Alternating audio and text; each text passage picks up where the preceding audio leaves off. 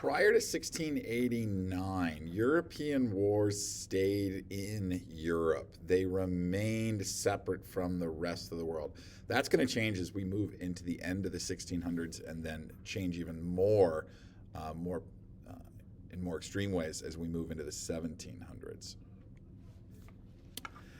For example, the Iroquois, originally allied with the British, felt that the British were failing to protect them from the French and other Native American groups. So the Iroquois formed alliances with both the British and the French. So they're still going to be participating in fighting. They're just playing both sides. They're going to gain valuable weapons and other supplies from both sides.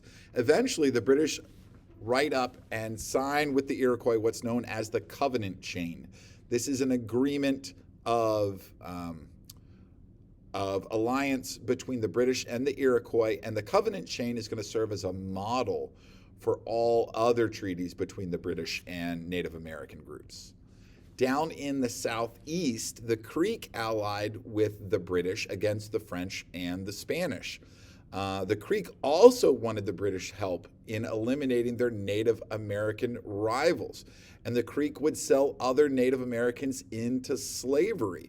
One group, the Tuscarora, were almost so wiped out by the Creek that the survivors had to move to New York and join the Iroquois. Their Native American society, their tribe, is basically done and gone. Later, the Creeks attacked white Carolinians in the North and South Carolina for demanding payment on trade debt. And later, the Carolinians are going to strike back at those Creek, allied with the Cherokee.